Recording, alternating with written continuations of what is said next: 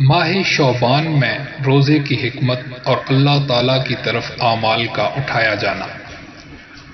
حضرت اسامہ بن زید رضی اللہ تعالیٰ عنہ سے مروی ہے کہ رسول اللہ صلی اللہ علیہ وآلہ وسلم نے ارشاد فرمایا، شعبان کا مہینہ رجب اور رمضان کے درمیان کا مہینہ ہے، لوگ اس کی فضیلت سے غافل ہیں، حالانکہ اس مہینے میں بندوں کے اعمال پروردگار عالم کی جانب اٹھائے جاتے ہیں، لہٰذا میں اس بات کو پسند کرتا ہوں کہ میرا عمل بارگاہ الہی میں اس حالت میں پیش ہو کہ میں روزے دار ہوں۔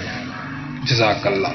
اللهم صل على محمد وعلى آل محمد كما صليت على إبراهيم وعلى آل إبراهيم إنك حميد مجيد اللهم بارك على محمد وعلى آل محمد كما باركت على إبراهيم وعلى آل إبراهيم إنك حميد مجيد۔